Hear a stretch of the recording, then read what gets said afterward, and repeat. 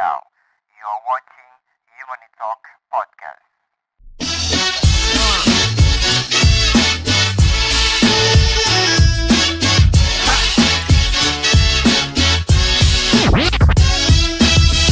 Assalamualaikum warahmatullahi wabarakatuh. Insan muda, balik lagi bersama saya Ilham Pradipta di Human Talk Podcast di channel Dompet Duafa TV. Jangan lupa subscribe biar nggak ketinggalan konten-konten terbaru dari Dede TV dan juga khususnya di Human Talk Podcast. Dan jangan lupa juga untuk aktifkan notifikasinya. Pastikan kalian sudah klik lonceng di bawah ini.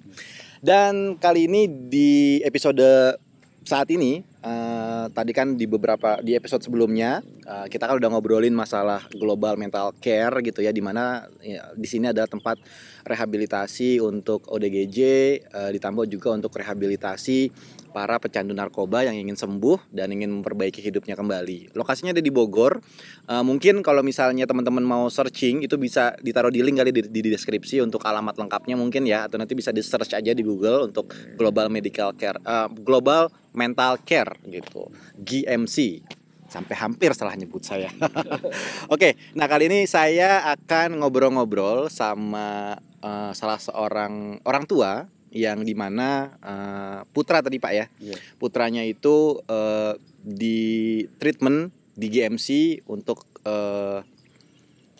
apa ya, treatment saya belum tahu sih, belum nanya lebih lanjut apakah di ODGJ-nya atau di narkobanya, tapi nanti akan kita tanya lebih lanjut bersama Bapak Abdullah tadi. Assalamualaikum Pak. Waalaikumsalam warahmatullahi Sehat Pak? wabarakatuh. Oh gini Pak, maaf Pak.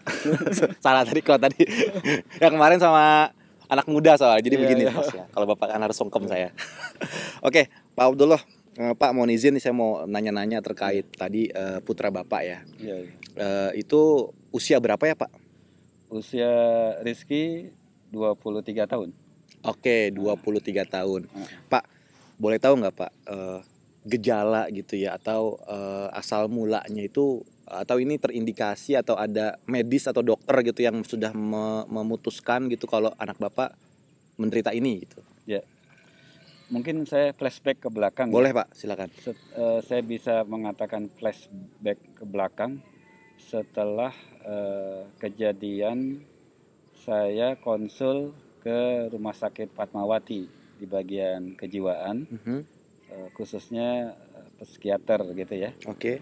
Beliau ditanya-tanya begitu, ada macam-macam pertanyaan di situ. Salah satunya apakah ada semacam suara-suara yang dia dengar dari kuping gitu ya. Oh, oke. Apa ya istilahnya? Bisikan-bisikan was-was gitu ya. Was-was gitu kan. Ada bully, ada benturan atau segala macam. Oke. Nah, itu saya jadi tersentak masa lalunya gitu ya. Oke. Jadi saya flashback ke belakang, oh ya saya ingat-ingat, saya tanya istri saya, ini kenapa dulu waktu kecil bagaimana? Waktu saya, memang anak ini sering saya tinggal. Sering saya tinggal, saya pergi ke Maluku untuk perbaikan masyarakat di sana. Ya gitu memang kan. tugasnya Bapak ya, Tugas itu ya, saya untuk keliling gitu ya. Jadi saya hanya begitu dia lahir, saya langsung tugas ke Maluku untuk rehabilitasi mental gitu. Sampai akhirnya begitu saya balik dia nggak kenal saya gitu. Oh, beneran kejadian ya? Kan Iya. saya sering dengar dari teman-teman nih kalau bapaknya suka pergi dinas dipanggil om gitu kalau pulang. Ini Bapak mengalami itu. Nah, terus ada lagi satu kejadian lagi yang saya ingat-ingat waktu dia usia kelas 1 SD kalau nggak salah. Saya sempat emosi gitu. Sempat emosi. Nah, jadi dia menyiram televisi. Saya emosi, saya pukul kepalanya. Saya pukul kepalanya dengan gayung gitu. Nah, itu saya bermuhasabah diri. Saya tanya-tanya lagi pada diri saya, ada kejadian apa? Dulu dia sering jatuh. Kepalanya Terus, dulu? Iya, Apa jatuh kepala, aja gitu? bagian Kepala. Sering bocor, bahkan dijahit gitu kan. Kecelakaan juga. Nah, begitu. Terus saya bermuhasabah lagi, ada apa ya? Ini anak kok bisa begini ya? Rupanya sering dibully sama teman-temannya. Karena? Ya mungkin keanehan-keanehan perilaku dia, mungkin dia agak menyebalkan begitu dengan teman-temannya sehingga dia dibully begitu. Ya sudah. Nah, kemudian ini kan baru ketahuan itu pas kejadian kami sekeluarga kena COVID. Berarti baru ya Pak ya? tahun 2020. 2020. Nah, jadi di situ tuh baru ketahuan itu. Nah, setelah kami semua dirawat, tapi dia sendiri di ruang tersendiri, yang lainnya digabung dengan beberapa orang, tapi dia sendiri pada saat dalam keadaan sendiri itulah timbul suatu kondisi yang seolah-olah dia kosong gitu. Bengong gitu Pak, melamun gitu. Nah, jadi tanpa tatapan kosong gitu, diem aja ya. Ya, nah itu. Nah, kemudian pas kami sudah kembali semua, semakin kelihatan itu keanehan-keanehan. Jadi merasa bisikan-bisikan, paranoid, ketakutan segala macam, merasa dikejar-kejar. Nah, akhirnya ini apa gitu. Awal-awal saya konsul dengan seorang pembinanya, gurunya, ustadznya, ini ada apa, sehingga didatangkan peruqyah. Oh, ini nggak ada masalah. Terus saya konsul dengan seorang psikolog. Ini bukan babnya saya, ini bukan bidangnya saya ini. Ini harus dikonsul ke psikiater. Nah, maka saya konsulkan ke rumah sakit Fatmawati itu. Nah, setelah dikonsul ke Fatmawati, dikasih obat, tapi hanya sekali aja diminum. Sehingga tidak ada perubahan. Nah, kemudian akhirnya saya konsul lagi dengan beberapa teman, kemana ini? Akhirnya harus dirawat di rumah sakit khusus di Klender. Nah, di situ. Nah, akhirnya di situ dia diobservasi selama berapa hari, sampai seminggu. Nah, dikasih obat, ada perubahan. Setelah ada perubahan, tapi ternyata itu hanya medis saja. Obat tidak diminum, kambuh lagi. Akhirnya waktu itu saya belum kenal GMC. Sempat sih dikasih tahu dengan keponakan besan saya, wah, jadi ada satu tempat di daerah Curug Nangka namanya GMC. Padahal istri saya itu juga baru sembuh dari COVID. Selama 18 hari dirawat gitu kan, di ruang ICU gitu. Akhirnya saya berdua naik motor, saya cari pakai Maps, alhamdulillah sampai jam 11 malam. Masya Allah. Ketemu Pak Arif ya, jam 11 malam saya ketemu. Wah, Masya Allah, akhirnya ketemu. Cuman waktu itu saya belum siap benar untuk bergabung ke GMC. Karena Pak? Ya mungkin karena faktor finansial. Baik. Nah, akhirnya kita mencoba cari alternatif. Ya, apakah itu kembali lagi ke rumah sakit Klender itu? Rumah sakit, berobat jalan, tapi nggak ada perubahan juga.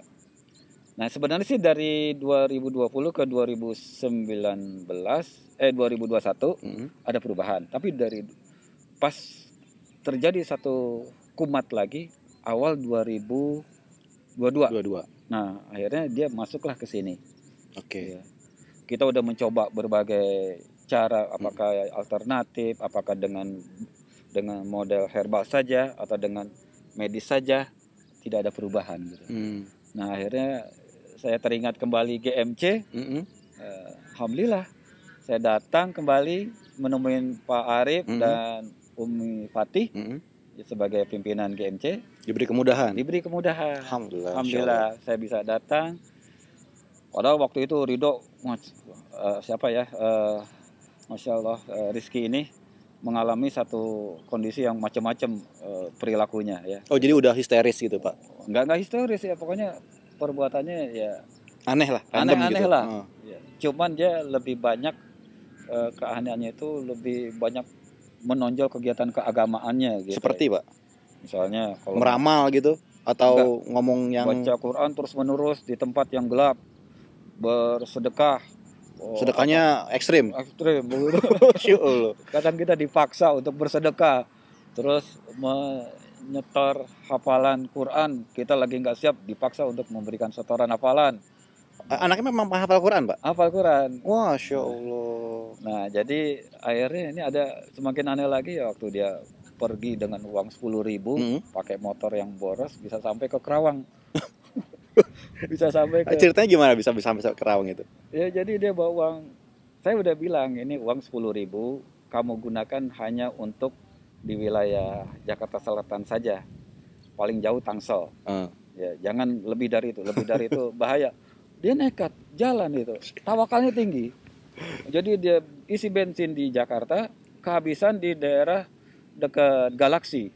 Di Galaksi didorong sama orang, dikasih uang 30.000, Isi bensin isi bensin lagi, sampai di Babelan habis lagi, didorong, dikasih orang, sampai di Karawang, Cikarang, Batu Jaya, sampai akhirnya di daerah tepi pantai Karawang itu, ya menjelang sampai tukeran sama tukang bensin pakai motor sawah gitu, yang nggak ada stop kontaknya, yang nggak ada bodinya. Mau orang tukar sampai di sana, kebetulan orang di tepi pantai itu kenal saya. Ini siapa nih? Kamu bisa sampai sini gimana ceritanya?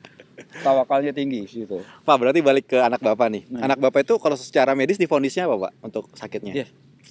Schizophrenia.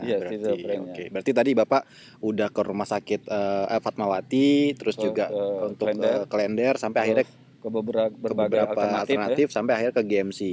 Nah, pesan itu kesan Bapak nih dan anak ketika sekarang udah berapa lama Pak anaknya di GMC? Alhamdulillah Pak? Sudah sejak awal Februari ya, pertengahan Februari kalau nggak salah masuk ya.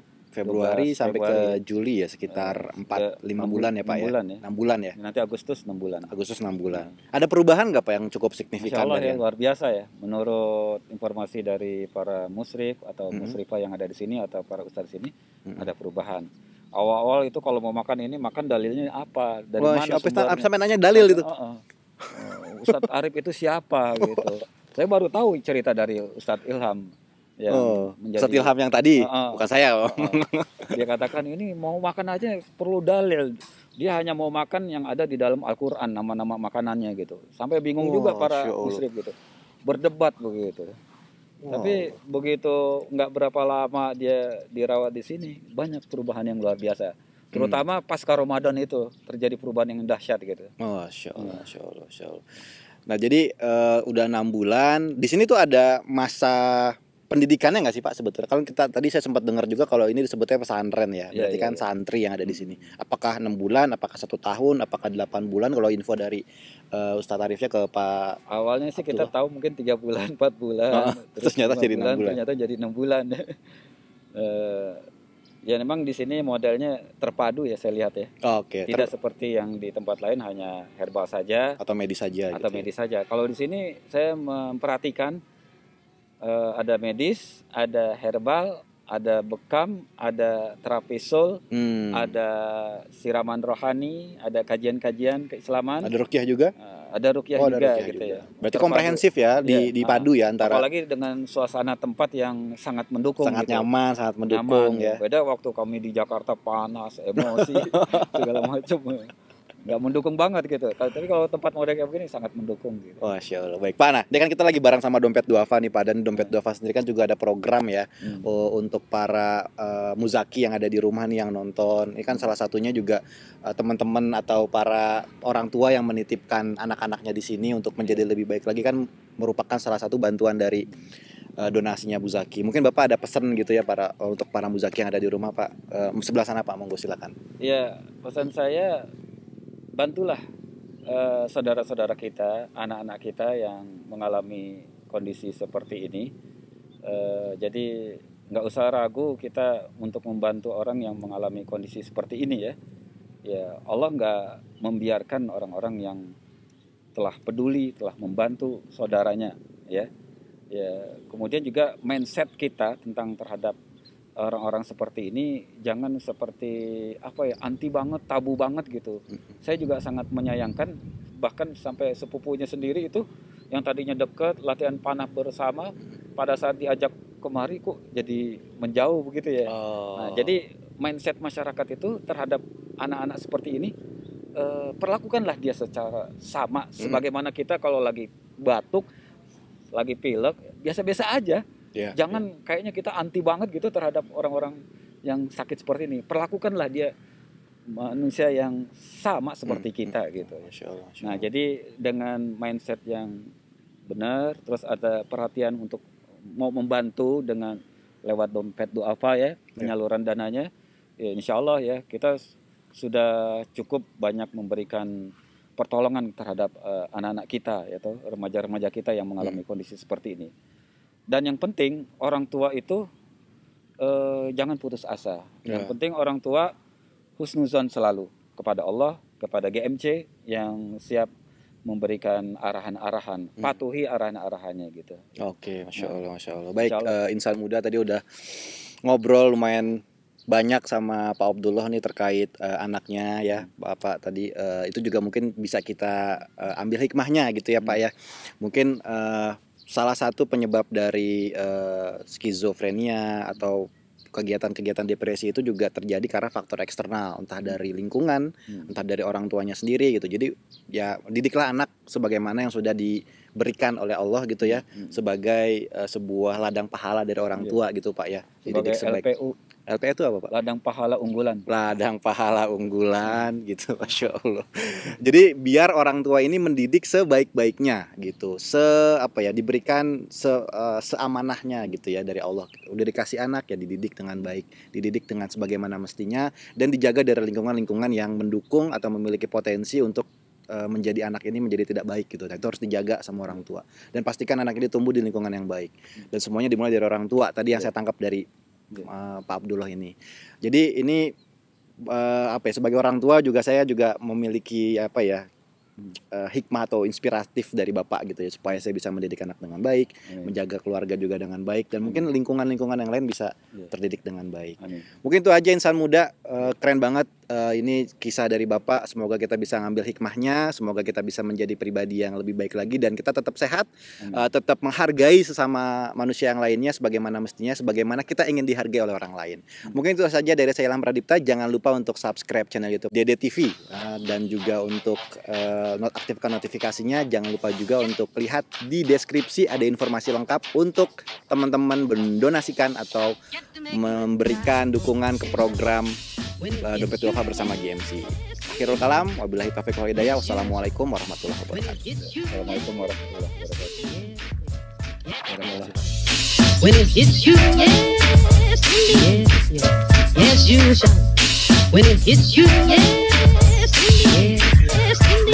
yes, you holler, yes, 1, 2